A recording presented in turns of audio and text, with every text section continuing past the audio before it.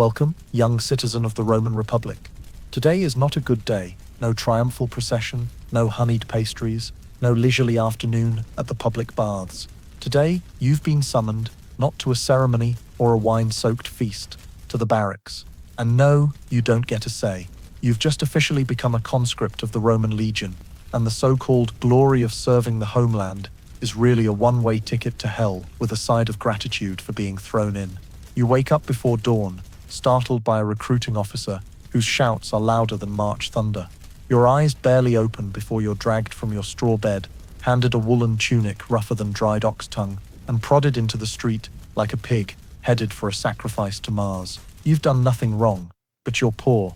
And in Rome, poverty means being drafted to fight in a place you've never heard of, for a general you've never met, to kill people you don't know did anything wrong. Roman soldiers don't choose. You didn't sign up. You were chosen by fate, or by the neighbor who bribed his way out of his son's conscription. Now step onto the rickety cart, where other young men like you sit trembling, each carrying a strange mix of anxiety, ambition, and foot odor. The cart rolls through streets where people look at you as if you've just been promoted, not about to be ground into dust in a foreign land. An old woman waves. A child gives a thumbs up. A beggar shouts, "Keep your head on your neck." You're not sure if it's encouragement or a weather forecast. At the barracks, you're welcomed by shouts, clubs banging on shields, and a bald, bearded man with a crow's nest of a face screaming that you're rat-chewed filth. And today is the luckiest day of your life. You manage a crooked smile. Wrong. The luckiest day was when you weren't born. You're stripped for a health check, meaning two men built like Apollo's pillars shove you into a room cold as Saturn's heart, where they thump your chest, poke your stomach, and declare you good enough. Not great, not strong, but breathing. That'll do. Next, you're issued gear. Hobnail boots hard as Etrurian pebbles, a leather belt with more studs than armor, and a shield as big as a sewer lid. Armor, metal, heavy as your childhood dream of being a singer at 12. You try it on, and your spine curves like the Pantheon's arch. Done? Nope. Now for the oath. You stand in line, hand raised, mumbling ancient Latin phrases you barely understand. Something about loyalty to Rome, your commander, and the guy next to you with distinctive sweat. Then, you're officially army property. Not a citizen, not a human. Property. Beaten, dragged, thrown wherever fresh blood is needed, always saying, "Yes, sir." Dreams of being a mime, a wine merchant, or just a future father with a vineyard and two clean kids, now neatly packed in a sack labeled hope. You don't know where Gaul is, only that they wash their hair with mud and scream in a language like pigs with colds. Good news, you're going there. Bad news on foot. No horse for you. Horses are for officers. You're infantry. Infantry. Emphasis on foot. And you carry stakes, a shovel, rope, a cooking pan, a sack of rations, an axe, and maybe a tiny statue of a guardian god. Your pack weighs more than your uncommitted sins. First night in the barracks, you sleep on the floor. No mattress, no blanket, no starry sky, just the snoring of the guy next to you, wind whistling through wall cracks, and the footsteps of an old guard softly singing a lullaby about death. You don't know what tomorrow holds. You just know everything familiar is behind you. From now on, you're not you. You're a Roman soldier, a cog in the giant machine called Julius Caesar. Good luck. You'll need more than that. Before diving into the story, don't forget to subscribe and hit the notification bell to catch the latest tales. Training doesn't start with a greeting or a formal command. It starts with a wooden club the size of a log thrown into your hands with a yell. "Hold it, you maggot." And before you can ask if it's a weapon or a torture device, you're herded to the training yard, where shouts, sweat, and despair form a foul cloud over every recruit. What you're holding is a rudis, a wooden sword, mimicking the real gladius, except it's twice as heavy and can break your wrist if swung wrong, and you will swing it wrong. A lot, because everyone does. When you do, the trainer, a Latin-spitting monster, storms over, screams that your mother must be a goat, then gently taps your ribs with his stick. Gently here means you cry silently. The training yard is organized hell. Rows of young men, sweating buckets, swinging wooden swords, wooden shields, tripping, missing, face planting into sand. There's blood, there's piss, There's something like vomit from someone who ate spoiled barley bread. You get 8 hours to learn to swing, slash left, slash right, thrust, block. If you're too slow, you train at night by torchlight, with watery eyes, aching wrists, and knees raw as if grazed by Vulcan himself. And that's just the morning. Afternoon is running, not jogging, sprinting 20 miles around the camp with a shield heavier than your dog and armor that makes you sweat from every chest crevice. You run beside men you don't know, but whose smells you do. Feet, blood, and existential dread. Fall behind. You're dragged up, not out of camaraderie, but because the whole unit gets punished if you're left behind. Sometimes, veteran soldiers watch, smirking. They survived this hell. Now they wait to see when you'll collapse. After sword drills, you learn to set up camp. No one explains. You figure it out. Stakes, ropes, a hammer. Mess up, get screamed at. Some days you spend 3 hours building a flimsy canvas tent, only for it to collapse in a light breeze. But at least you learn to dig drainage ditches. By hand. No shovel. The shovel got stolen. Meals after training aren't a reward.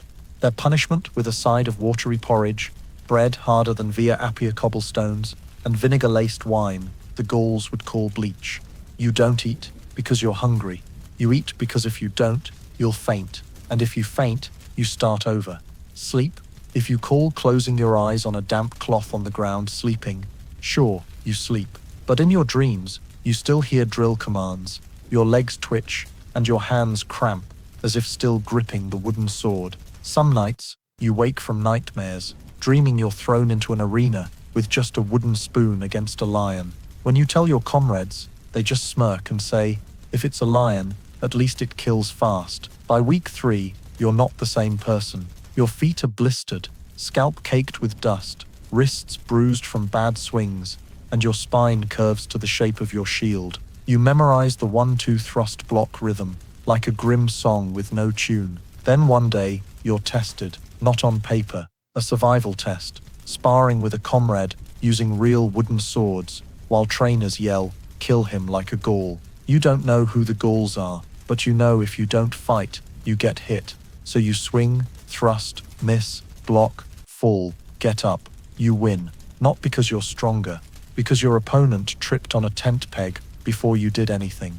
You don't celebrate, you breathe, and realize you've become something new. A body that fights, endures, obeys, and most importantly, doesn't ask questions. Training ends with no ceremony, no certificate, just a command. Cohort 3, prepare to march to the northern frontier. You don't ask where, you don't ask why, you nod, and retie your hobnail boots, patched with dead snake skin. You're a Roman soldier, and the nightmare's just beginning. Your gear isn't designed for comfort or safety. It's designed by someone who never wore it, never fought, and is probably sipping sweet wine in a marble villa in Rome, writing poems about your courage. First, the Gallia helmet. It looks grand on a bronze statue, but on your head, it's heavy as moldy bread frozen solid. It pinches your ears, muffles orders, bangs your forehead when you bend, and in the sun, turns your head into a simmering pot. Sweat streams from your scalp like a river, and you wonder, if I die of heat stroke, does it count as dying in battle? Next, the lorica hamata, chainmail made of thousands of tiny iron rings, sounds sturdy. In reality, it's a constant fitness test. You put it on, and for the first 10 minutes, you think you'll manage. By minute 30, your shoulders go numb. By hour 2, your neck feels strung up. After a week, you can sleep standing because your spine's broken vertically. The rare times you take it off to wash, you find sweat, dried blood, and a few happy lice underneath. The armor doesn't stop sharp spears or well-aimed arrows. It just makes you die slower. If stabbed, the blade drags rings into your flesh. Then you choose, cut the armor or cut your arm. Shoes? Oh, the shoes. Roman caligae, leather sandals with iron hobnails. The nails aren't decor, they grip the ground and make a clop-clop sound when marching, like death's drumbeat. But after your first 10-mile march, you learn the nails also conduct heat from hot stones into your soles, like a curse from Vulcan. Your feet blister, tear, and sometimes lose nails like autumn leaves, but you wear them. Without them, your feet would be shredded by gravel and bone fragments on the road. Your main weapon is the gladius, a short, sharp, close combat sword. But you don't get a new one. You get one from the armory, ranked by rust. Lucky if it's killed before, sad if it's been used to chop wood, doomed if it's bent like a banana from being a laundry pole, and you sharpen it yourself. No oil, no fancy whetstone, just a rock and spit. You train daily, your hands blister like rising barley bread, crack, bleed, then callous. Eventually, you feel nothing in your hands. You think it's skill. Wrong, it's dead nerves. Besides the gladius, you have a pilum, a javelin, with a soft, thin tip designed to bend on impact, so it can't be thrown back. Great idea, unless it bends before hitting anything. Once, you threw a pilum at a target, and it curled like an offended worm. The trainer looked at you like you'd stabbed Jupiter. Your scutum shield is a large, curved wooden slab, wrapped in leather, heavy enough to block death, if you're skilled, or kill you, if the wind blows you over. On marches, you carry it on your back, under the sun, against your skin. After 3 hours, sweat pours, and your skin blisters, itches, and bubbles. Sometimes you sleep with it still on. You're not sure if it's laziness or loss of feeling. Your personal kit has basics, needle and thread for sewing clothes or wounds, a dagger for cutting meat, or yourself, if the pain's too much, and a few coins tucked in your belt for your funeral, if you die. Some soldiers carry their mother's hair, others a lover's ring. You don't carry hope, it's not on the gear list. And if it was, it got buried under your armor, in week 1. In rain, your armor becomes a millstone. Water seeps into every chain link, doubling its weight. You move like a lead-tied puppet. In the sun, it's an oven. You smell roasting meat. It's you. Everything you wear is designed to protect, not you, but Rome. Every wound you take, every toe you lose, every drop of blood you shed, is the price of keeping a city glorious, a city you rarely set foot in. Once, you asked an officer, "Why don't the boots have cloth lining?" He looked at you like you were a Gaul, because if it's comfortable, soldiers forget they could die any moment. You shut up, then tightened the straps on your swollen feet, and kept going, because you're a soldier, and your pain is part of the design. If you thought being a Roman soldier meant 3 square meals, sorry to disappoint, eating in the legion isn't about thriving, it's about not dying immediately. And even that's not guaranteed. Don't imagine a Roman feast with grapes, sweet wine, soft cheese, and roasted meat. You're not a noble, you're a sweaty cog in the war machine, and your food reflects your place, mushy, rock hard, and sometimes crawling. Your main dish is puls, thick porridge from wheat or barley flour, cooked with water, and if you're lucky, a pinch of salt. No aroma, no flavor, no choice. It's the classic eat to live, starve if you don't. Army staple. If you're fortunate, it's sprinkled with dried herbs, usually to mask the moldy smell rather than add taste. Worse, pulse is cooked in copper pots, so filthy they could kill Tiber River fish, and those pots never washed unless they break. Bread? Sure, if you call a charred limestone hard block from Numidia bread. Army bread is baked weeks in advance, then dried for storage. To eat, you shave off chunks with a knife, or use it to club rats, if needed.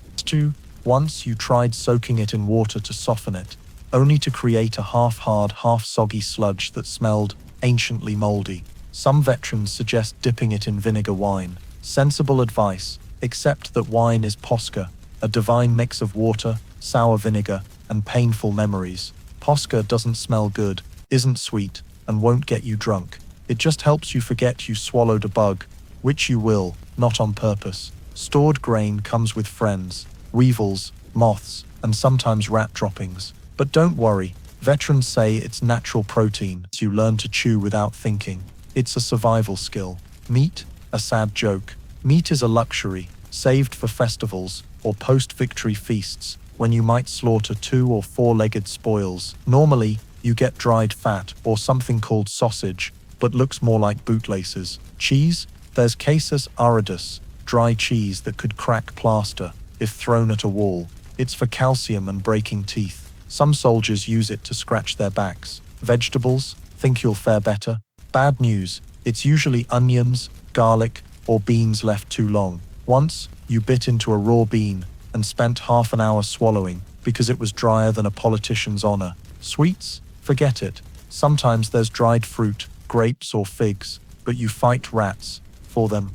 One soldier in your unit ate a fermented fig and sang Etruscan folk songs for 3 hours while sleepwalking. Every meal is a negotiation between your stomach and survival instinct. You stare at the porridge, sniff the vinegar, check if the bread's breathing, and wonder if eating is worse than starving. After a month, you stop questioning. You eat like a machine, not for hunger, not for taste, for need. Every meal comes with a side of risk, gut issues. Your eating tool is your personal knife, used for cutting meat, trimming nails, and carving your lover's name on your shield. No spoon, no napkin, no hand washing. Every bite is a roll of the dice with Plutus, and if you get stomach cramps, congrats. You'll learn what it's like to squat behind the camp, at night, in the rain, with your guts churning like a chariot race. Remember those medieval latrine scenes you read about? They're a luxury spa compared to a Roman soldier's life. By then you realize, food isn't for enjoyment, it's a test.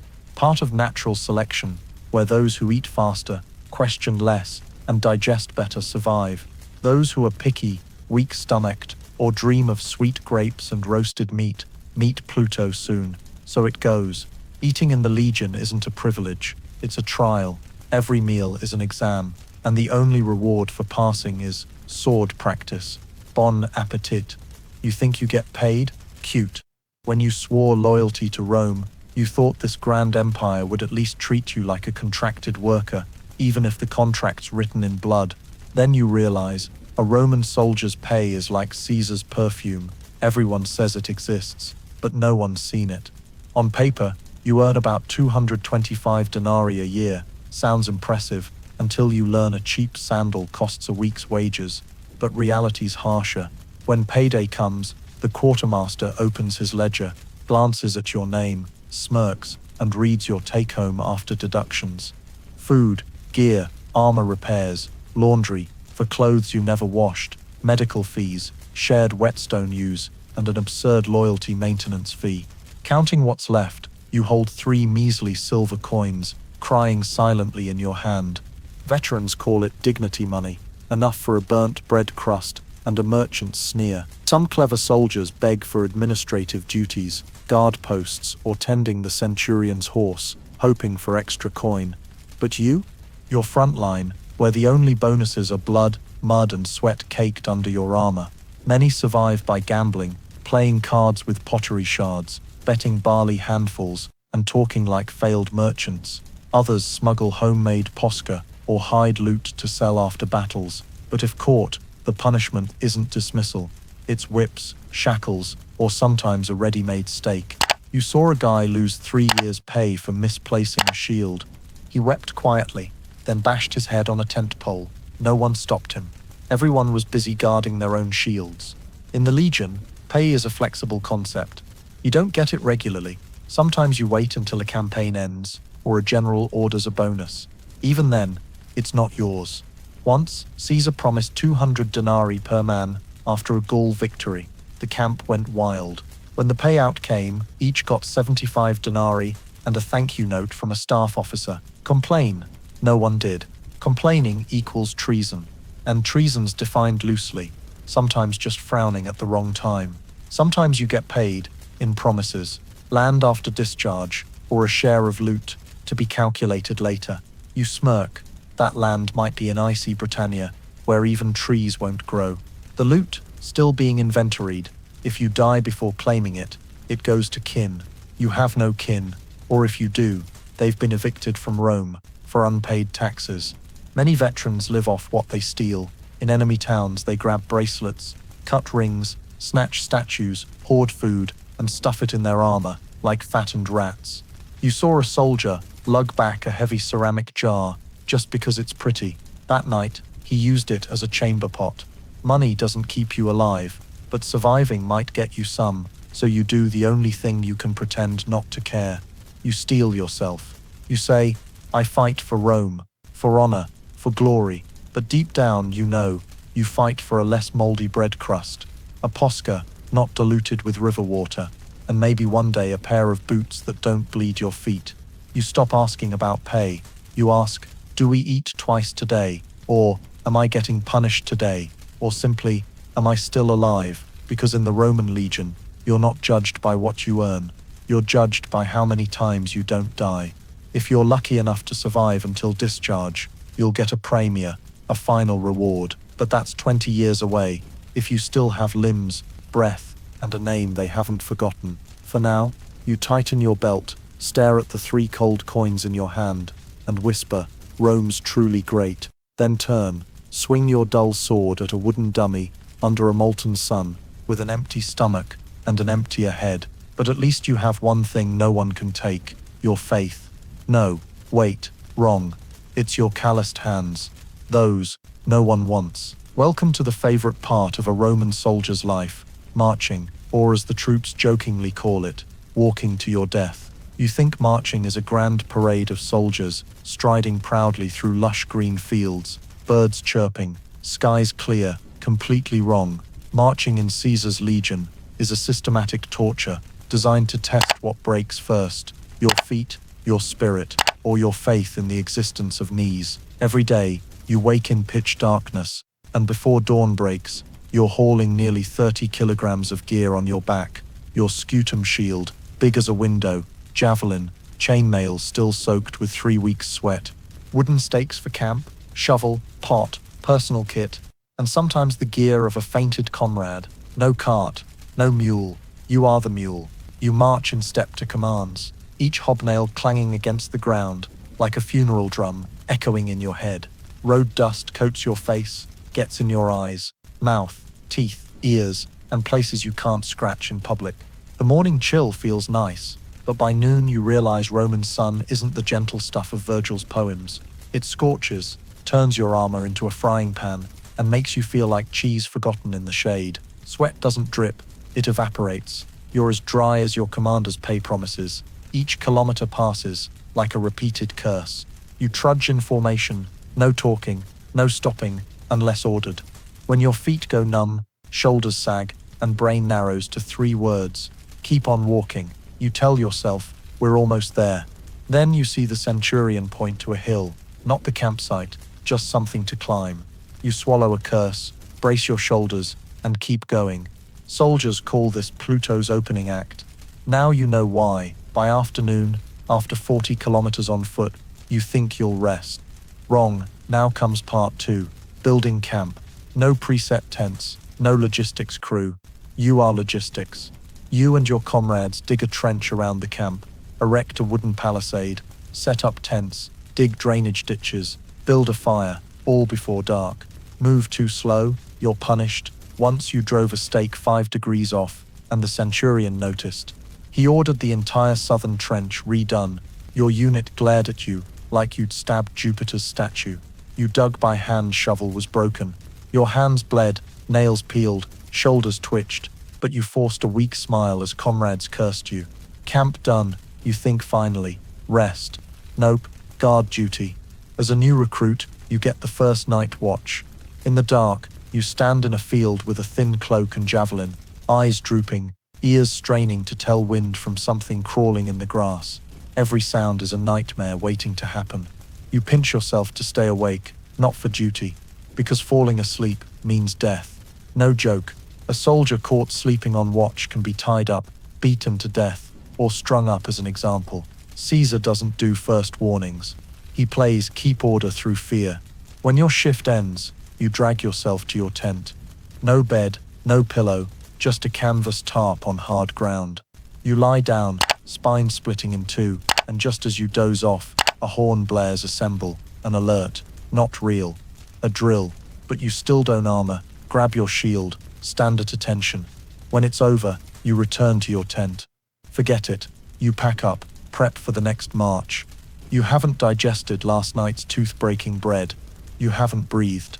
But you stand, tie your boots, adjust your belt, and march. Because if you don't, you're left behind. Each marching day repeats the cycle. Walk, wear down, build, guard, exhaust. No sleep, repeat.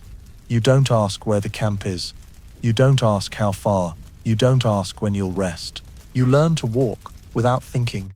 Each step is instinct, like a heartbeat, like blinking, like the smoldering despair in your chest. You tell yourself, I'm a Roman soldier. But sometimes you feel like a human-shaped shadow in hobnail boots, leaving prints on a road no one remembers. Marching doesn't kill you outright. It grinds you down, and when you realize it, what's left isn't human. It's a walking, obeying, silent machine, because that's the only way to survive. Welcome to Gaul, land of forests tangled like a slave's hair, swamps deep as despair, and natives who don't know fear. You think battle is legions in neat rows, trumpets blaring, flags flying, commanders shouting charge in an epic tragedy. Wrong. Gaul isn't a stage. It's a man-eating pit where everything trees, mud, water, insects. And of course, Gaul wants to kill you in its own way. Your first battle isn't in a city, but a forest. Gaul's forests aren't poetic with singing birds and sunlight through leaves. They're dark, damp, cramped, with trees so dense you can't see 3 steps ahead. No formations, no signals, just snapping twigs, someone's shout, then a scream cut short by a blade from the bushes. Gauls don't play by rules. They don't line up and wait. They hide in the woods, smeared with mud, set traps, and kill from the shadows. One soldier in your unit vanished while relieving himself. No body was found, just his sandal, blood-stained, floating in a muddy puddle. You thought your iron armor would protect you. But when a spear flies from nowhere, piercing your shoulder, you learn no metal stops a hungry death. You didn't die that day. You fell, screamed, rolled into a ditch, woke minutes later, mouth full of mud, ears ringing, blood soaking your tunic. No medic came. There are no medics. An old soldier yanked you up, stuffed cloth in your wound, slapped you, and said, "Don't die, it's not loot season yet." Then you kept going. Caesar calls Gaul a liberation and expansion campaign. You see no one liberated, only villages burned, people bound, heads chopped and stacked on stakes. One day, you marched to a village, empty of people. You thought you'd rest. Then you learned the villagers left a gift, poisoned porridge, served by someone too trusting of their hospitality. 6 died that night. 3 shat themselves senseless. You chugged posca like it was Bacchus's forgiveness, but your stomach still churned like a crazed warhorse. Every day brings a new death from the environment. Cold rain rots your feet in your boots. Mud flips, carts, leeches crawl into your armor. Forest bees sting your eyes, and mosquitoes swarm like soldiers waiting for pay. Another time, you crossed a swamp, thought it was just wading. Then you slipped, knee-deep, before comrades pulled you out, shivering, choking on mud, -1 bag. Worse, Gaul is cruelly beautiful. Green hills, clear rivers, deep forests, but you have no time to look. Every tree could hide a Gaul, ready to gut you. Gauls hit fast, vanish faster, and scream like they're inviting death to dinner. You saw a unit ambushed while washing boots by a stream. A naked Gaul, hair in long braids, charged like lightning, stabbed the centurion's gut, then vanished like the wind. You slipped, cracked your head on a rock, woke with a bloody nose and missing boots. No one laughed, no one cursed, just silence, and marching on. Caesar writes of this campaign like he's leading gods. But you know the truth. You're living meat, a shield, a side character in the epic he pens for the Senate. Each battle is a new trap. One day, you fought in a hailstorm. Your hands shook so hard you could barely hold your sword. The ground was slick as grease, and when you missed a swing, you face planted in mud. Before you could stand, a comrade's shield smashed your nose. You smelled your own blood mix with rainwater. Sometimes, you wanted to scream, "Why the hell am I here?" But then you remembered, you swore an oath. You're a soldier, and if you don't kill, you're killed. War in Gaul has no clear front lines, no glory, like in poems. Just bodies baking in the sun, the stench of burning tents, the screams of the wounded, and the long silence of survivors. Once, after a battle, you stared at a Gaul chieftain's severed head hung on a tree. Its eyes still glared. You felt no pride, just exhaustion, and you knew tomorrow you'd march again, because Caesar wills it, and you have no choice. Gaul teaches you death needs no reason, just an opportunity. And here, everything including you, is ready to provide it. Attacking a Gaul fortress isn't like the paintings in museums or tactics books penned by idle generals. No neat formations, no rousing trumpets, No glorious light as you scale the walls, just mud, blood, fire, and the screams of men who know they're about to die. You're not asked why you're attacking. You're handed a wooden ladder, tall as your despair, a chipped shield, and told, climb. The battle starts with a rain of arrows, pelting your formation like an angry Apollo. Each arrow hisses like a predator, and cries of pain erupt like a deathly chorus. You huddle behind your shield, feet stuck in mud, eyes on the ladder, heart pounding like it wants to escape your chest. When the signal comes, you run, not a gentle jog, a sprint like death's whip is chasing you. You dodge rocks, boiling oil, javelins falling from the sky, and sometimes the bodies of comrades flung off the ladder. The ladder hits the wall, you climb, your chainmail drags you down, like you're carrying Rome itself. Sweat drips, hands slip, legs tremble, each rung is a bet against gravity and Mars. Above, Gauls scream, hurl stones, pour boiling water, and charge like beasts forged in a furnace of hate. One swings a club at your comrade, his head bursts like an overripe pomegranate. Blood splashes your face. You don't stop. Stopping means being trampled or speared from above. Another soldier to your left climbs too slow. Something flies down, a javelin. It pierces from shoulder to gut. No scream, just a dull thud. Then his body slides off the ladder, falling like rotten grain. You don't look back. You keep climbing, lips tight, throat dry, hands burning from rough wood cutting your skin. As you reach the wall's edge, a foot stomps your hand. A Gaul warrior, eyes red as blood, shouts something and thrusts a spear. You flinch, dodge, but lose balance. The ladder wobbles. You slip a few rungs, arm torn by a metal shard. Then someone below steadies you. You climb again, not from courage, because there's no way back. You breach the wall, step into the fortress. But before you can rejoice, you realize it's a trap. The Gauls didn't flee. They retreated to lure you into a tighter space. Then from every corner, they swarm, crashing into you like a steel tide. You slash wildly, block a club, retreat, stab something, someone, a post. You're not sure. Your eyes blur with blood. Your nose smells only blood, smoke, and your own piss. Suddenly, you're shoved back. A punch to the chest, then a spear through your thigh. You fall. No scream, just collapse like a rotten log, snapped from a branch. You hit the ground, eyes on the sky. The sky's still blue, the one beautiful thing amid the misery. Footsteps thunder, shadows rush past. Gauls, Romans, impossible to tell in the chaos. You crawl aside, hand grips your broken sword.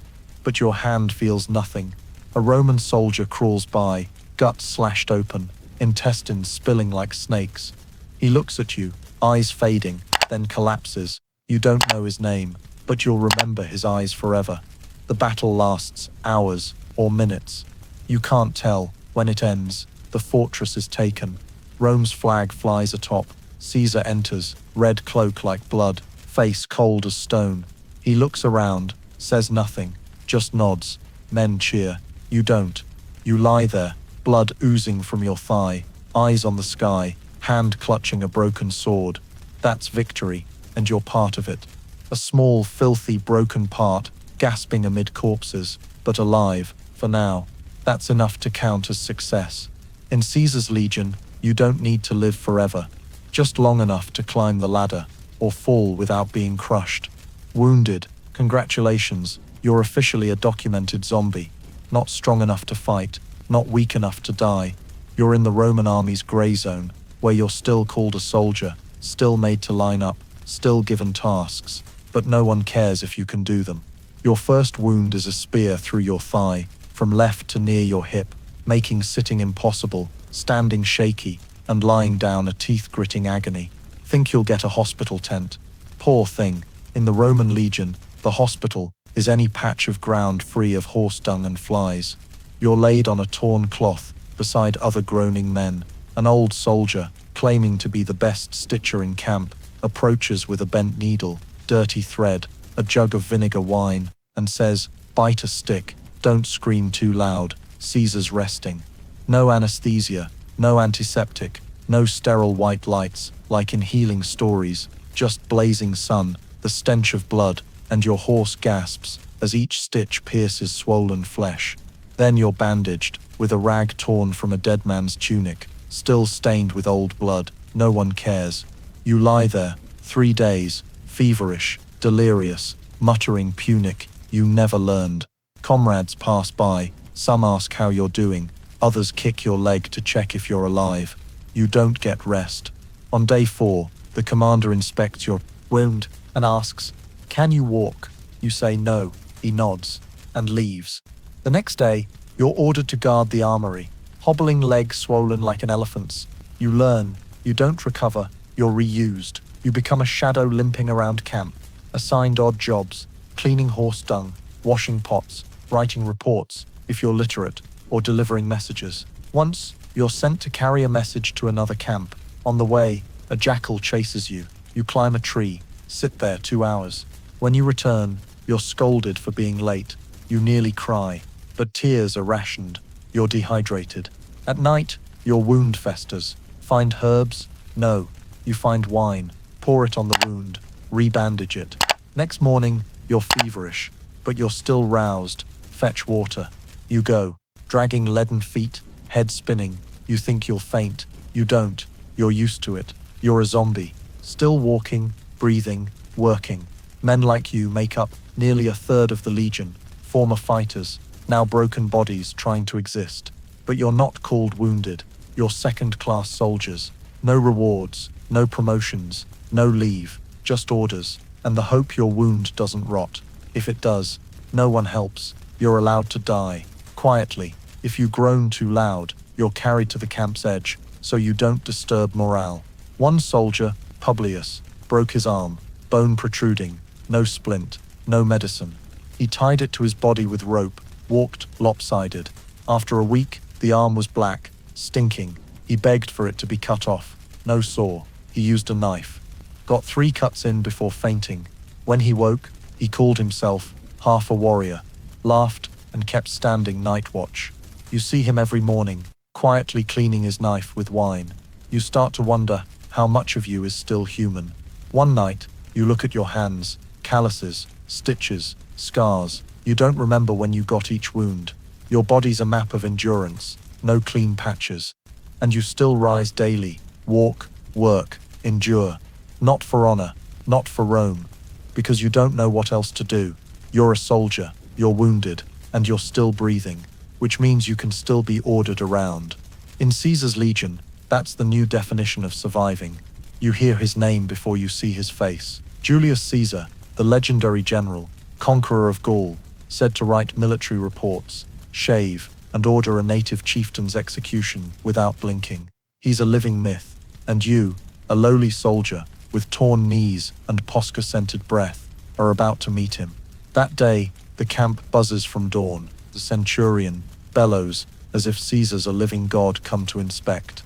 Everyone polishes shields, wipes boots, hides lice in their armor, and burns incense, not to pray, but to mask foot stench. You adjust your belt, pull it tight, try to stand straight, despite a cramping back from sleeping wrong. When hoofbeats echo outside the camp, everyone falls silent. Caesar rides in on a white horse, deep red cloak, face cold as Rome's walls. He says nothing, just looks.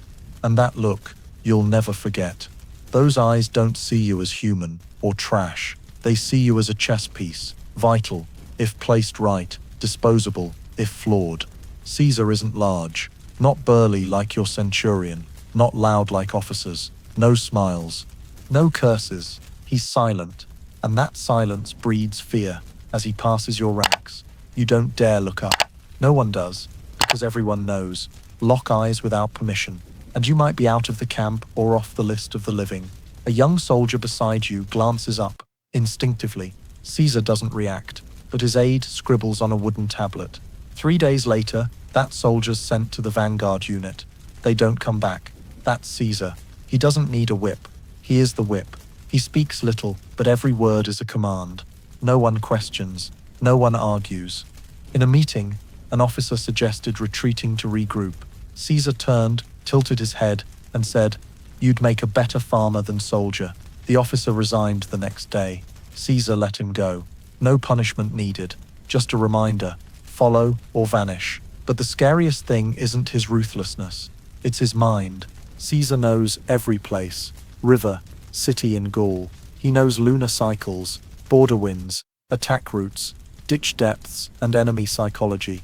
You heard rumors he writes 2 letters at once with both hands, maybe exaggerated. But after seeing him meet generals, revise maps, and read reports in 10 minutes, you don't doubt anymore. He doesn't yell for obedience. He commands it because no one wants to disappoint him. Once, Caesar rode past a battlefield, saw a soldier fixing a broken shield with leather straps. He stopped, dismounted, said, "Use your belt, leather's tougher," then rode off. That soldier told the story till he died, like it was sacred. Even though he lost his belt the next day, Caesar uses people well. He values skill, not birth. Many of his commanders were grunts like you, but they didn't survive by luck. They survived by knowing Caesar isn't a leader, he's strategy, weather, fate. Follow him, you might rise. Oppose him, you're buried. Even his enemies admit his genius. A captured Gaul chieftain said, "If I were born in Rome, I'd follow him." Caesar replied, "If you were born in Rome, I'd have killed you sooner." No smile, no jest. That coldness isn't heartlessness. It's lack of time for feelings. He chases something bigger, absolute power. And you, a bent-backed, torn-kneed soldier, are just one of thousands of footsteps paving his path. You don't love him, but you follow, because he knows what you need, knows when to pay, when to give bread, when to unleash slaughter. Above all, he wins. With Caesar, you live longer, even if just a bit. In the army, longer is the ultimate reward. So when he passes, though you don't meet his eyes, you whisper in your mind, "Please don't let today be the day I'm misplaced." Because meeting Caesar is meeting fate, and fate never asks your opinion.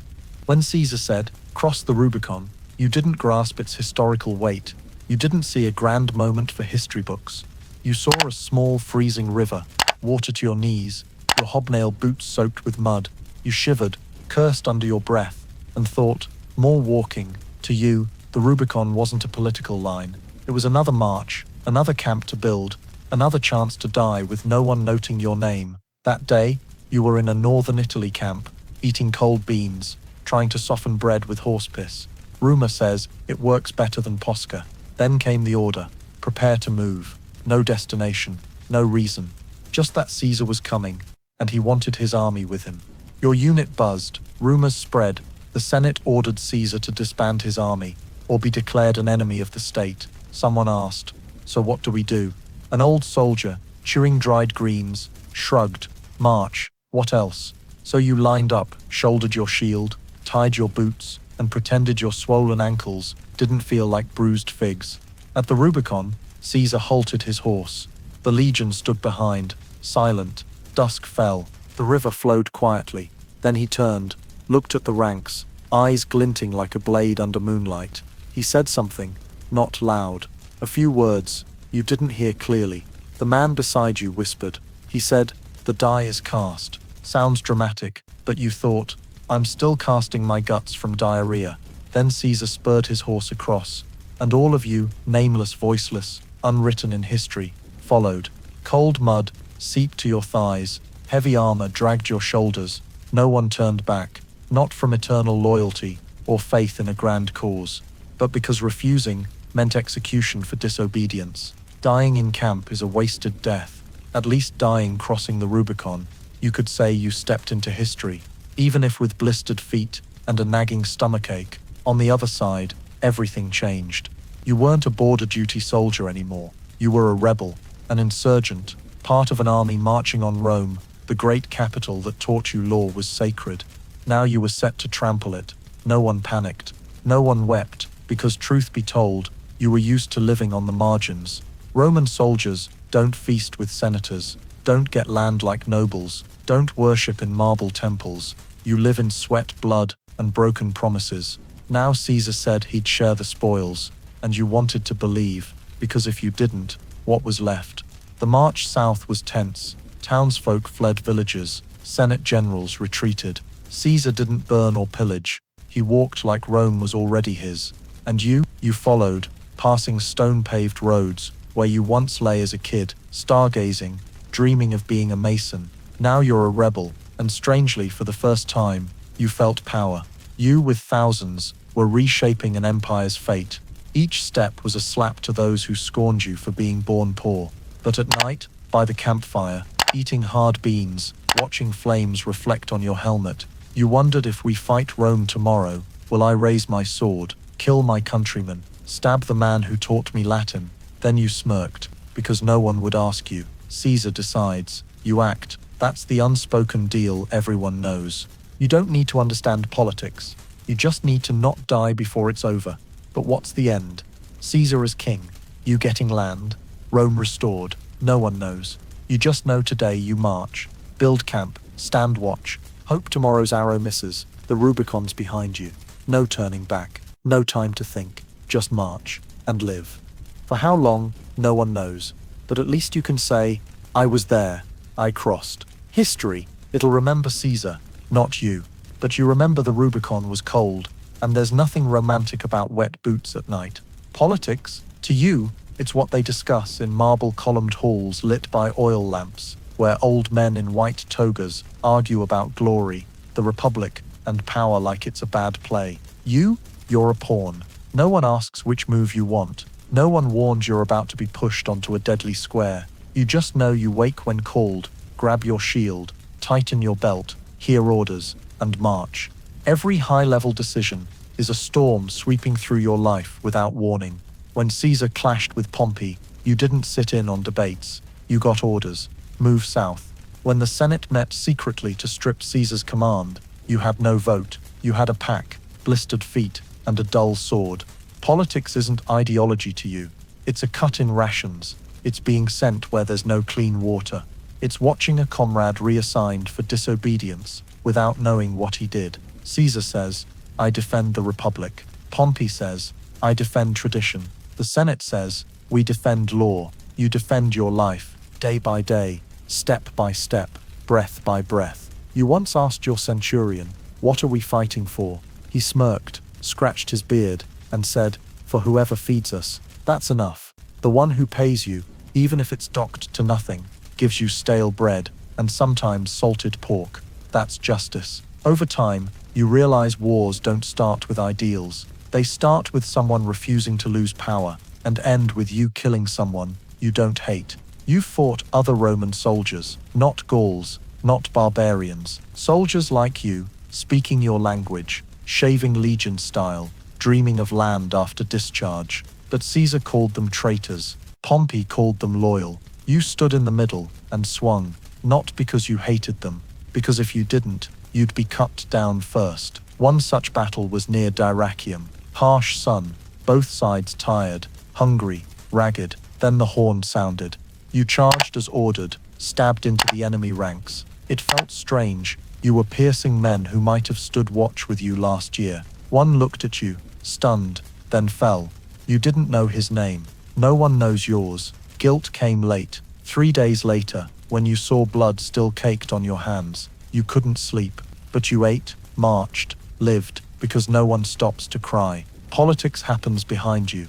You're the backstage, the dirt they tread on, the dust behind their glowing speeches. Once Caesar visited camp, spoke of loyalty, honor, the army's greatness. You clapped, not because you believed, because those who didn't were stared at. You thought, maybe I'd be better as a slave. At least they don't pretend to have choices. Then you remembered, slaves don't get swords. And though you can't choose your path, you can choose to survive. So you stay quiet, hear promises, slogans, fireside debates, then sleep, wake, repeat. No one asks who you'd follow. No one asks if you understand what's happening. They ask, ready? And you say, yes, sir. Because if you don't, you're not a soldier. You're a problem. And in wartime, problems are cleared faster than corpses. You're a pawn. You'll know it. And in silence, you live. Each survival is a win. For whose side? History will decide, and forget your name. Leave. For a Roman soldier like you, it's as vague a concept as fairness or blister-free boots. You've heard leave means leaving camp, going home, seeing family, drinking with old friends, kissing your wife under an olive tree. Sounds beautiful.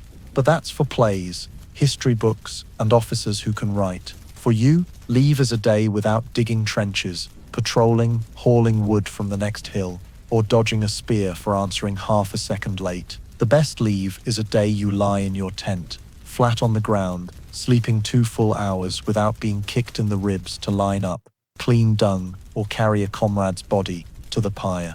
You call it a 2-hour vacation. Sometimes, leave is when rain's so heavy, even the centurion admits it's pointless to drill in knee-deep mud. You huddle in your tent, wrap a torn blanket around you, boots still on, and steal sleep.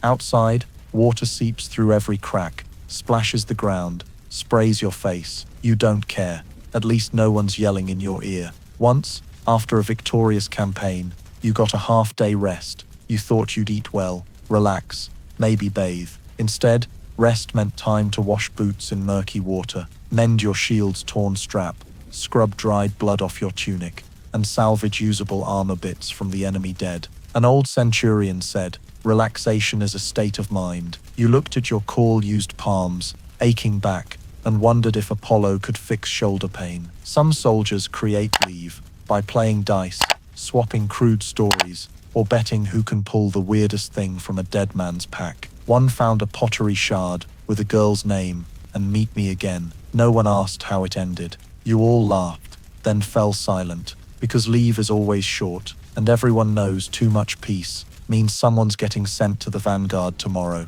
One soldier requested real leave, wrote a proper letter, sealed it, presented it to the general. Result: 3 days in confinement for disguised desertion. He went mute after. Now he just nods or shakes his head. You didn't ask more. In camp, there are fleeting moments of calm, no alarms, no assembly horns, no Gauls peeking from the forest edge. You sit, watch wind ripple the camp flag, hear birds, smell burnt bean porridge, and think, maybe this is leave. No screams, no fresh blood, no new bodies. Just old smells, old fatigue, old clothes, but you're breathing. Some write letters, though they're not sure they'll be sent, or if the recipient's alive. You wrote once, a few lines to your old mother outside Rome, who probably thinks you're living in glory. You didn't write the truth. Just all's well, I'm strong, I eat regularly, Caesar's great. Folded it, tucked it in your pack, never sent, because who knows, tomorrow you might die.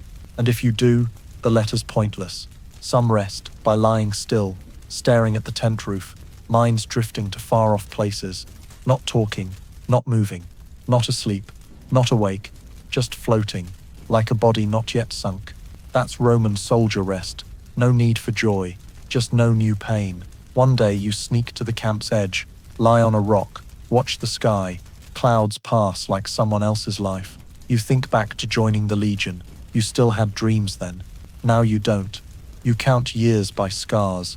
Each cut is a season. Each crack, a missed leave. When someone asks why so calm, you reply, because today I wasn't sent to fetch water from the stream with biting fish. Everyone nods. That's the shared definition. In the Roman legion, leave isn't scheduled. It's not granted, not requested. It happens randomly, like June snow, rare, cold, and quick to melt. But you learn to cherish every minute your name isn't called, because sometimes, just sitting alone, no armor, no shouts, no sword gripping, is miracle enough. And here, miracles are luxury. Like life, you're a Roman soldier, meaning you don't just carry a sword and shield. You carry a stockpile of beliefs, superstitions, and rituals so intricate that if you forget to scratch your left ear before donning your helmet, you'll think the whole unit's doomed by a stray arrow. Roman soldiers are superstitious, like they were born from panic and raised on ritual. Each morning starts not just with the wake-up horn or centurion's curses, but with the muttered prayers of dozens. Some whisper to Mars, begging not to be picked for vanguard duty. Others smear ash charms on their breastplates. One guy in your unit refuses to leave his tent with his left foot first. Once he forgot, and that day he slipped and broke his big toe. Since then he wears a dried charm bag under his armpit, stuffed with a jackal's claw and a stone shaped like a turnip. Don't ask why. In the Legion, logic isn't required. What matters is feeling safe, or at least feeling you've done enough to keep the gods from getting mad. You've seen a soldier light incense for a tiny Jupiter statue.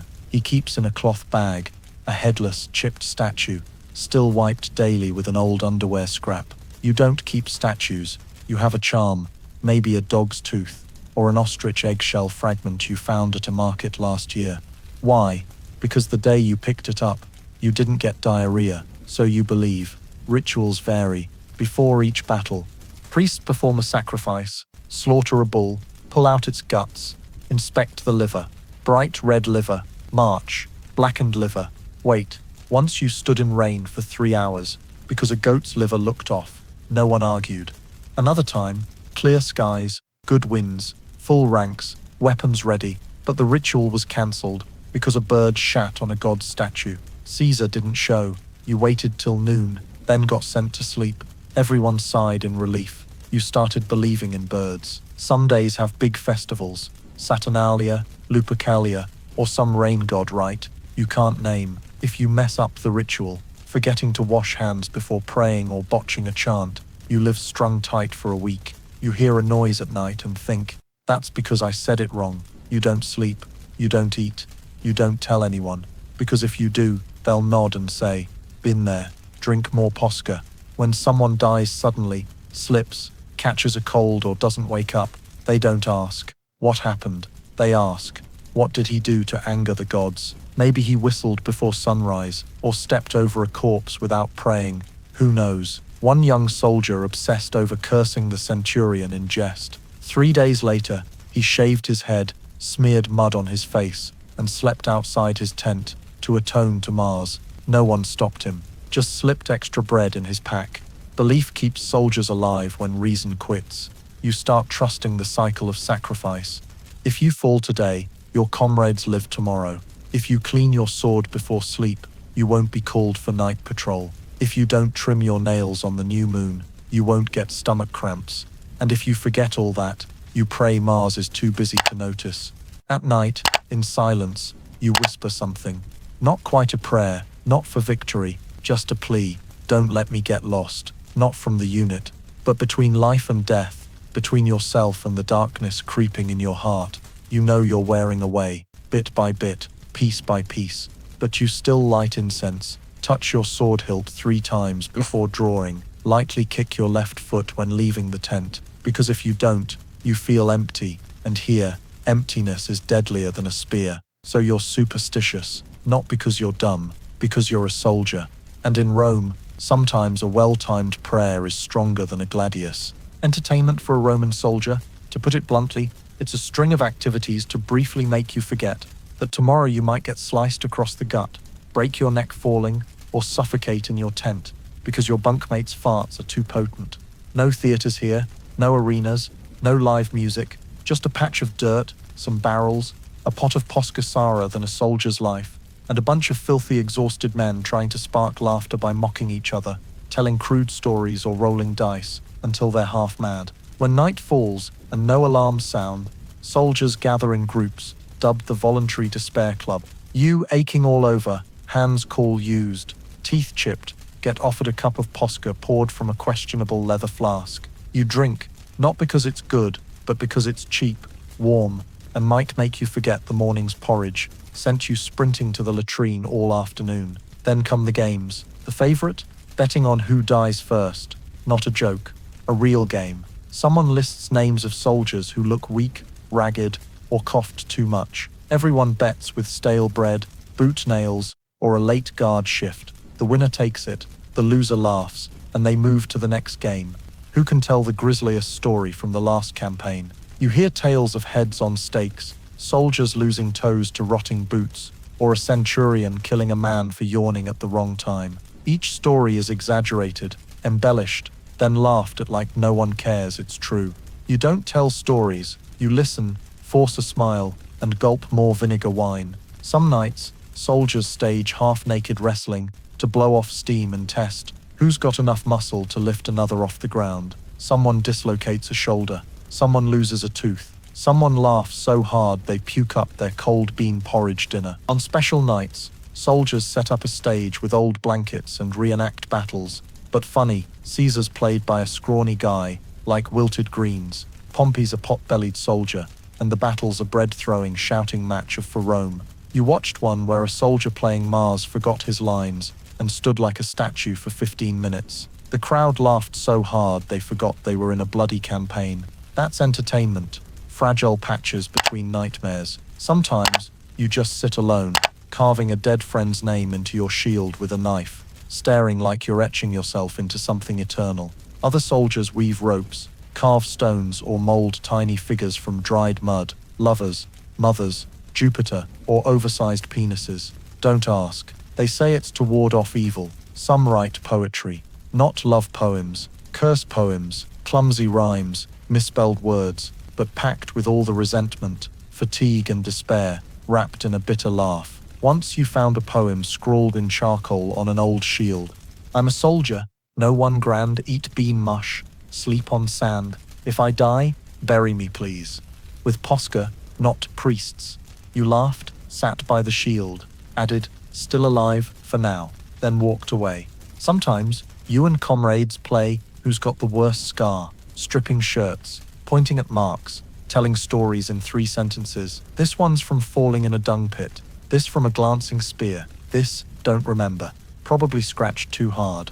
The winner gets extra bread. The loser laughs and carves a new scar into a wooden plank. On quiet nights, someone sings, voice rough, lyrics off key, but everyone listens. A Roman folk song about a mother waiting for her son, or a lover lost in battle. You don't cry, you stare at the fire, watch it dance, like hope, like life clinging to mud, blood, and torn boots. Roman soldier entertainment isn't for joy, it's to fend off madness. Anything to avoid facing your dying, bit by bit. Each laugh is a temporary shield. Each joke, a bandage for the mind. Each raised posca cup, a whisper, not dead today. That's a win. Then you lie down, head on your pack, clutching your shield like family, and close your eyes, ready for tomorrow, because tomorrow's blood again. But tonight, you laughed. That's enough. Pharsalus sounds like a strange god's name, or a fancy Greek pastry. But to you, it's a field where promises of glory, honor, and great Rome came to bury you under cracked dirt and the rancid sweat of tens of thousands trudging toward death. It's where Caesar and Pompey, 2 living icons of the empire, decided who'd rule the world by throwing all their pieces into a bloody game. And you're one of the lowliest, tattered, coffee-stained cards. You're roused before dawn, fog still thick, boots still damp from yesterday's march. They hand you some dry grain, half a bread loaf, hard as a wall brick, and one order: line up, hold position. No explanation, none needed. You look around, see ranks stretching to the horizon, over 30,000 men, armored, shielded, faces blank, the stench of thousands of bodies packed in fear, and a silence heavy as stone. Across the field is Pompey's army, Romans too, once comrades, brothers, trenchmates, now enemies, because 2 men couldn't agree on who leads. You stand in the second line, behind the javelin throwers. Your heart pounds like a war drum,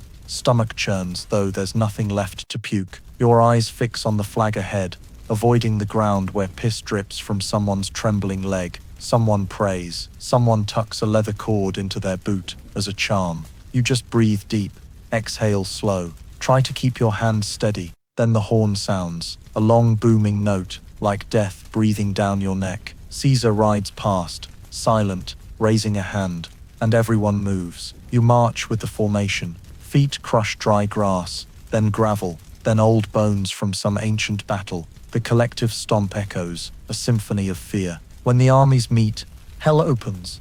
All sound turns to screams, clashing metal, breaking bones, blood spraying like wine fountains. You see nothing clearly, just spears, shield fragments, thrusting arms. You block or think you do, and swing.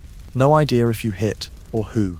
Just swing. Swing to avoid being swung at. Blood splashes your eyes. Yours? Someone else's? You trip over a body, crash to the ground, get trampled. A boot slams your back. Agony. You scream, crawl aside, just as a spear stabs where your head was. You stand, grip your sword, fight on, hands numb, eyes blurred, but you're standing, not from courage, because falling is death. The battle lasts hours, but to you, it's an endless fever dream. When the final horn sounds, You can't believe you're alive. You look around, bodies everywhere, armor shards, shattered knees, guts spilled like a battlefield, gutted by a crazed beast. You search for water. None. You sit, breathe like a stranded fish. No one speaks, just wind passing over, still bodies. Victory. That's the word they use. Caesar won. Pompey fled. You're alive. That's glory, but no one claps. No one laughs. You just feel stitched into Rome's history as the dirt for Caesar's statue, for maps, for scholars 10 generations later to say, here's where Rome's fate was decided. No one mentions you. No one carves your name, just your boot prints on corpses, your blood dripped on the ground. That night, you sleep at the camp's edge, too scared to remove armor stuck to dried wounds. You look at the crescent moon, as if it's asking, how much more glory until men stop killing? You don't know. You just know tomorrow. You march, obey, hope that if you die, you're not trampled by survivors. That's enough. Pharsalus, you were there. No one remembers, but you won't forget, because the dirt always remembers the boots that tread it, even if those steps are never named. You've heard tales of Egypt, grand temples, the serene Nile, powerful queens in silk gowns, dripping with gold and jewels, smiling to charm even Rome's toughest men. You dreamed of it as paradise, where you could wash off the stench of blood and dried sweat from your armor, truly rest. But when you arrive, all you see is skin-searing heat, buffalo dung, and rotting corpses baking under a blinding sun. In Caesar's army, you hear one day he received a special gift from Egypt, Pompey's body, his old foe, once ally, ultimately betrayed, not wrapped in fine linen or laid in a marble coffin, but dumped on a beach, jagged like tidal trash. You stand there, nearly vomiting, staring at the mangled head, dried blood caked on its face, eyes rolled back in deathly horror. Caesar weeps. Really, a general you thought heartless sheds tears. He kneels, touches the body, whispers words no one hears. You can't understand. You just see his face. The man who yesterday ordered you to kill enemies, today mourning an old one. Around you, soldiers murmur, some praying, not for Pompey, but for the fragility of their own fates. Egypt isn't just a land of gods. It's where your fate is tested by scorching heat and inescapable death stench. You have no time to ponder Caesar's sorrow. You just breathe steadily, trying not to faint from the rotting smell. Another day, you pass small rafts on the Nile, where Egyptians hurriedly harvest, cook, or eye you with curiosity and fear. You feel like an invader, a monster in heavy armor, reeking of vinegar wine, while they live with the sun and Nile's sweet water. Caesar wants you to do something with Egypt. You just want to leave, wash in clear water, bathe in scented oil, wear clean clothes, forget the bloody days past. But that's a dream. You don't have dreams. Just the reality of a heavy shield, bleeding feet, and a stomach craving anything but vinegar-diluted posca. You hear soldiers whisper about Cleopatra, her enchanting beauty, political talks you can't join. But you know one thing, if they don't like you, they could stone you into the Nile any time. Once, a strange fever fells you marching through Egypt's desert. Lying on hot ground, you see two suns blazing above, wondering if you'll ever return to Rome's reign, cool breezes, and death-free air. You lie silent, hearing the fire crackle by camp, and soldiers' whispered prayers. Caesar's not there. He's busy with politics, mourning Pompey, planning the next battle. You're alone, sick, knowing you're a tiny piece in his grand plan. But you live, if only to see tomorrow, to walk this thorny path. Egypt isn't a dreamland, but a trial, teaching you glory may never come, but death always waits. You march on, carrying sweat and dried blood, heart empty, will unbroken. You don't weep like Caesar. You just try not to puke the vinegar wine you drank, to stay strong. That's how you survive in a world where every breath is a battle. You know no matter what, you're a Roman soldier, a small but stubborn cog, following Caesar's steps, the man who weeps yet drives you through endless thirst for power and war. Alexandria, the name sounds like a Roman map's paradise, where you thought you'd rest, bathe properly, eat decent meals, sleep on soft beds after grueling marches and battles. You were dead wrong. When Caesar's army reaches Alexandria, it's not a land of light and flowers, but a chaotic battlefield amid smoke and ruins. You expected rest, but the first night, fires start. Flames leap from abandoned houses, spreading like the locals' fury. Thick black smoke chokes the sky. Your breath stings your nose like a blade. You carry shield and sword, run through wrecked streets, see bodies sprawled, eyes wide, like they can't believe they're dead. Alexandrians glare with hostility and fear, hurling stones, shooting arrows from rooftops. No real cover, just dodging arrows and broken bricks, scared and pissed. Water's scarce, wells dry, the Nile fouled with corpses and debris. You're thirsty, so thirsty that posca, which you loathed, is now life's greatest gift. Each sip makes you wonder if you'll survive tomorrow. You see comrades, exhausted, skin blistered from smoke, drained by thirst. Some collapse in ruined streets. No doctors, no nurses, just you and relentless thirst. You thought you'd rest after endless marches, but instead you wield weapons all day, guard key posts, brace for sudden attacks. Skirmishes erupt everywhere, robbing you of sleep. Screams, whistling arrows, soldiers chasing enemies, make your head spin. Once, you saw a Gaul soldier shot through the neck, collapsing on hot sand, blood pooling red. You didn't cry, just stepped back to avoid a falling heavy shield. In Alexandria, rest is an illusion. You only pause to breathe, drink dirty water, fight on. You glimpse Caesar in rare moments among the troops. His eyes, still cold and resolute, now carry a hint of sorrow. He knows this war isn't just against enemies, but against time, exhaustion, and encroaching death. You learn strength isn't from iron armor or sharp swords, but from enduring heat, thirst, and ceaseless fear. At night, you lie in a tattered tent, hearing wind howl through canvas, smelling smoke and death in every breath. You think of home, Rome's narrow streets, family, warm meals, but those are distant memories. In Alexandria, you fight not just enemies, but your own loneliness and despair. Yet you live, fight, because you're a Roman soldier.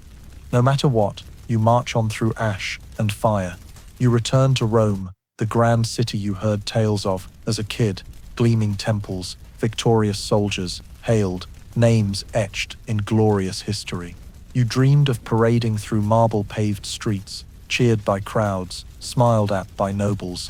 Reality hits like a wooden club. Entering the city gates, you see no radiant glory, just a jostling crowd, eyes curious, wary, even scornful. The parade isn't for you, it's for Caesar, his generals, the Senate's elite. You, weary, ragged, boots torn, armor dented, are just dirt beneath their feet. In the victory procession, you're at the rear, beside carts of spoils, enemy skulls, animal hides, piles of gold and silver. You hear cheers, but not for you. The praises, lively music, bright candles, and oil lamps feel alien. Your shadow, dust, unwashed sweat. A kid runs by, throws a stone at you, laughs. A man mutters, just walking corpses. You don't care, you know you don't belong here. You're not celebrated. You're just a soldier, and a soldier's life isn't a fairy tale. After the parade, you're sent to camp, not to rest, but to prepare for the next war. You look around, see soldiers, with the same empty gaze. No one asks what you want or deserve. You're just reminded, you're alive, breathing, still carrying sword and shield. That's all. Once, outside a tavern, you hear old men talk of grand victories. They call Caesar a god. You think of unhealed wounds, lost comrades, endless marches. Will anyone ever remember your name, or just the dirt you trod? You know the answer, but stay silent, because surviving is victory enough. You step into the city's shadows, tasting the bitter truth. Glory isn't for soldiers like you, but you march, fight, because it's the fate you chose, or that chose you. In silence, you vow never to forget these days, even if history forgets you. Caesar declares himself dictator for life. The news spreads like a storm through every camp, every corner where you and your weary comrades stand. It brings no joy or hope, just a long, heavy sigh and the suffocating feel of sweat-soaked armor clinging to your skin. You don't care about grand titles, dictator or republic, king or general. It's all the same when your sandals are splitting, your feet blister with every agonizing step, and your last crumbly bread broke apart in your hands. While Caesar claims his crown of power, you get invisible burdens. Dictatorship doesn't bring new sandals, tastier food, or a full night's sleep. It just makes you realize that power in one man's hands means you're nothing but a number in his ledger. You see changes in camp, stricter rules, harsher discipline, and punishments for the weak never light. A comrade who forgot to clean his armor was publicly whipped. You don't repeat that mistake.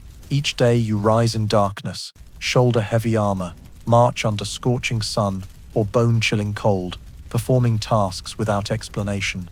You recall days as a Republic soldier, when generals vied for power, when merit might earn promotion. Now it's one word: obey. Caesar's the head, and you're a tool, a pawn in his power game. You feel forgotten, like torn sandals no one mends. While Caesar expands the empire, you fight in rain-soaked, sun-baked battles, facing death with weary feet.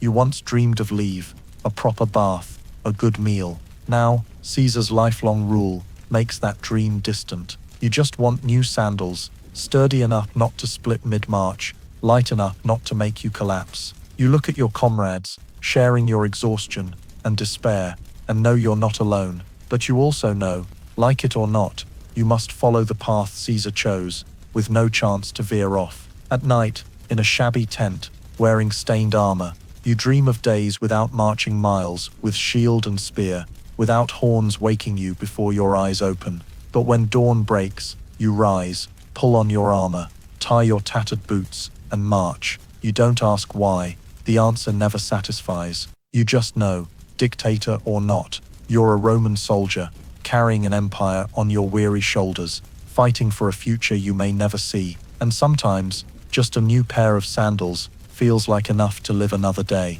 Assassins in the dark aren't hulking men in armor, or sword-wielding shadows in Gaul's forests. They're men in white togas, gliding softly on Rome's stone-paved streets, speaking honeyed words in grand halls, and on a list you never want to see. One name stands out: Brutus. Hearing it sends a chill down your spine, not from fear of ghosts or monsters, but knowing that in the dark of the city you once dreamed was paradise. Sharp knives wait to stab your back, and you don't know when, where, or from whom.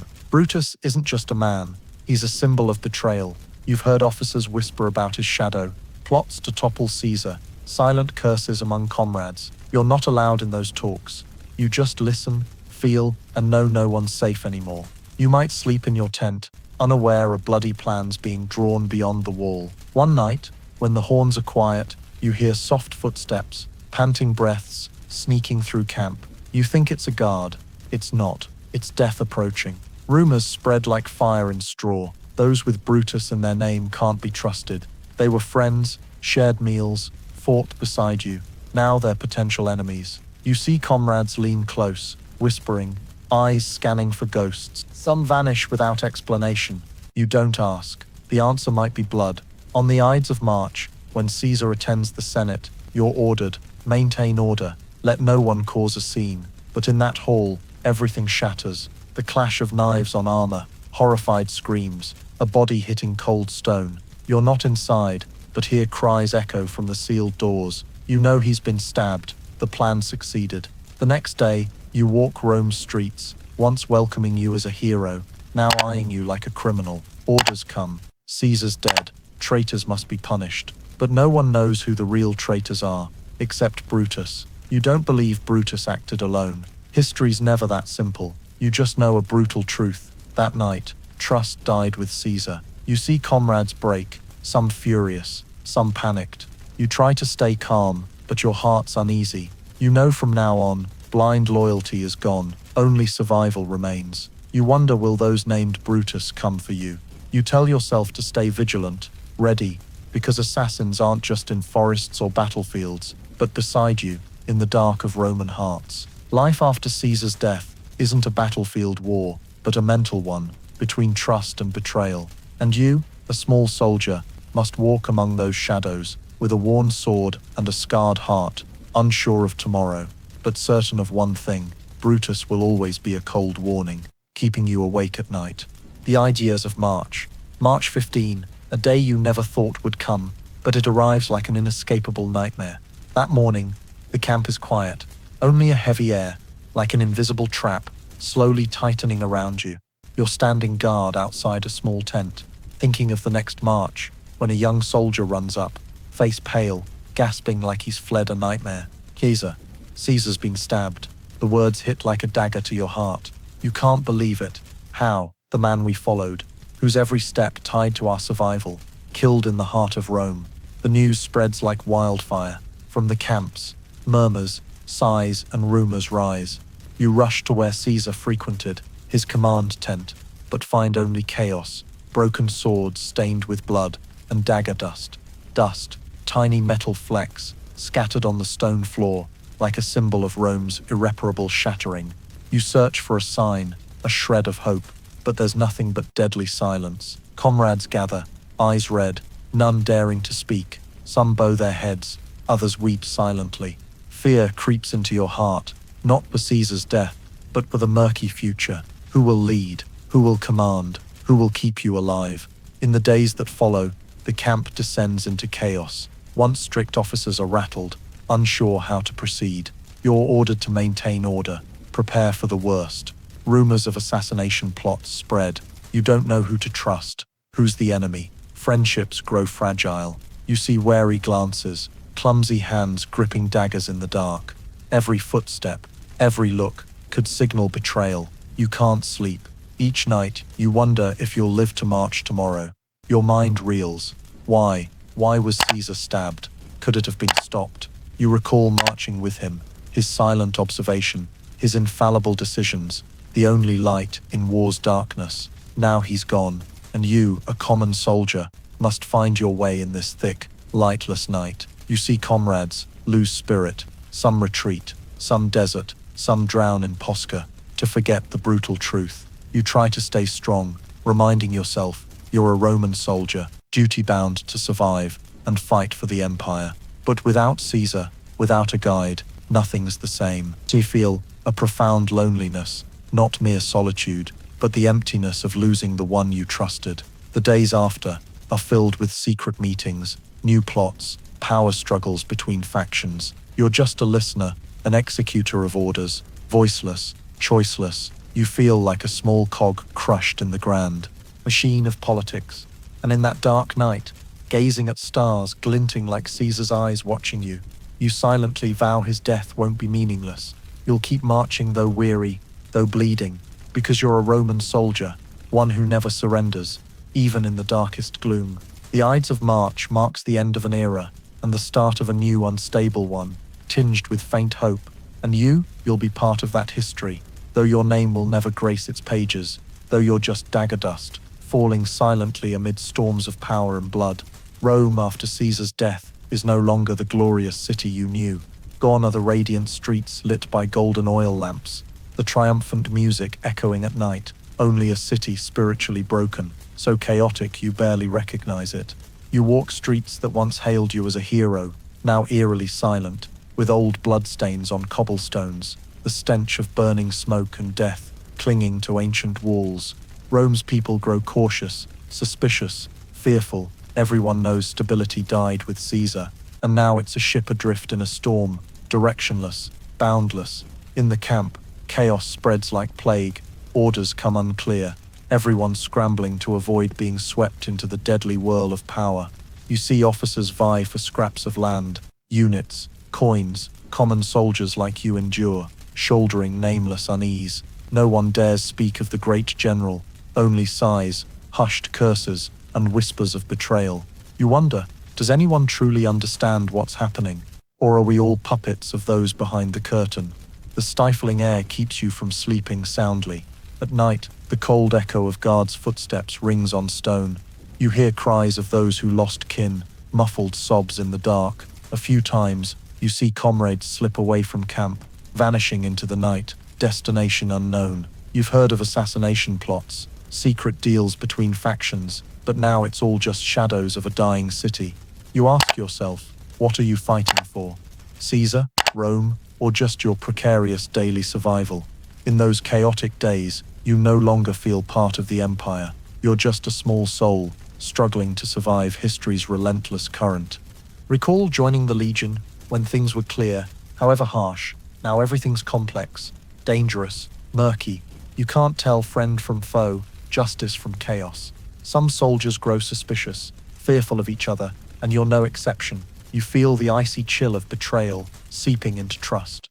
You don't know what tomorrow holds, only that you must live, fight, for someone, something, unknown. Rome after Caesar is no longer a bastion of power, but a city riddled with chaos and dread. You walk its shadows, carrying the stench of smoke, dried blood, and memories of a lost era.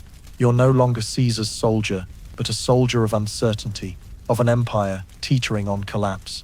And in that darkness, you march on with a worn sword, weary heart, and fragile hope that tomorrow will differ. But you know Rome will never be the same. You survived, but who are you? A question you dare not face often, because the answer isn't pleasant. After thousands of miles marched, bloody battles, sleepless nights on watch, you stand here, breathing steadily, but hollow inside. Are you a Roman citizen, honored, recorded by history, or just a nameless, ageless shadow, forgotten in the pages written by Caesar and his generals? You once dreamed of glory, praises, cheers on stone-paved streets. Now, looking back, you see glory as for masters, leaders, while you, a common soldier, are the dirt they tread, the shadow over battlefields. Each scar on your body is an untold story, each wrinkle a costly lesson in survival. You've traded too much, lost too much, gained too little. You're not allowed to complain, to collapse, only to march on like a biological machine, weary but functioning. You thought years of hardship would bring you home, rewards, recognition. Instead, you return in silence, no welcome, no trumpets, just glances passing you like you're invisible. Your family's gone, or unaware of your life. Old friends are distant, or buried in cold earth.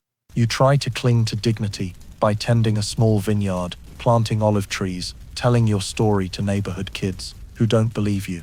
They think you're making it up, that a soldier's life can't be that harsh. But you know the truth, and it's too painful to share.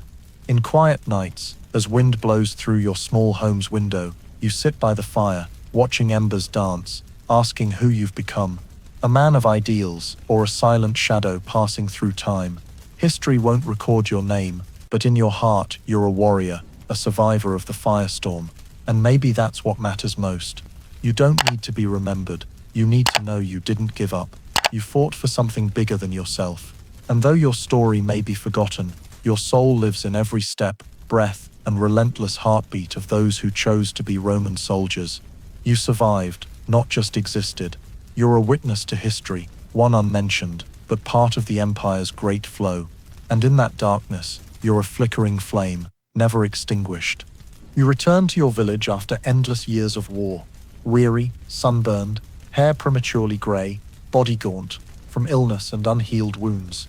You bring no victorious aura or glittering treasures, only stories, tales of standing on the edge of life and death, of days when blood and mud mingled on brutal battlefields. You sit by the fire with village kids, their wide eyes like they're hearing a fairy tale, but tinged with doubt. You tell of a Roman soldier's life, grueling marches, bloody battles, the stench of smoke, blood, and meals of thin porridge and posca vinegar wine. You speak of Caesar, fallen comrades, sleepless nights fearing the assembly horn. You describe the pain of wounds, watching friends collapse, the loneliness in vast camps. The kids listen intently, but some whisper, giggle. One asks if you're sure or just teasing them. Another says it sounds like ghost stories, impossible. You look at them, eyes weary yet resolute. You don't blame their doubt. How can kids believe in such a cruel world? How can they grasp those days weren't fairy tales, but the reality of someone who lived through hell? You tell of climbing a wooden ladder, under arrow rain, a spear in your thigh, bone-chilling watch nights, the stench of corpses and pre-dawn horns.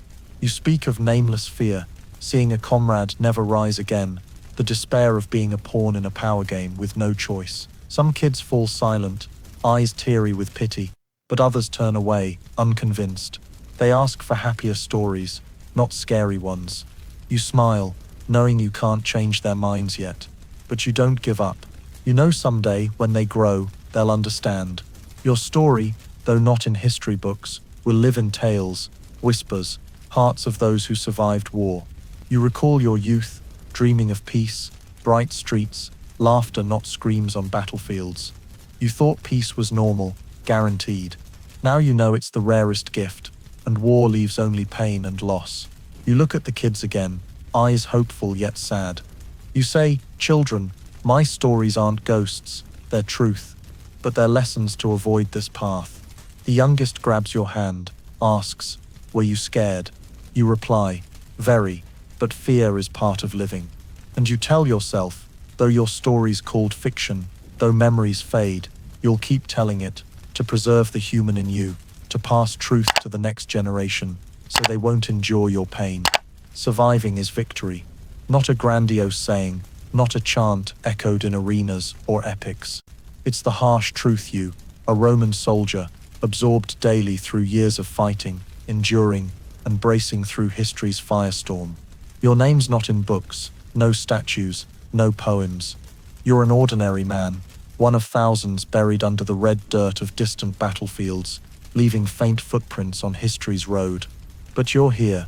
You survived, bearing indelible scars, wounds aching in your bones, sleepless nights, haunted by war and homesickness.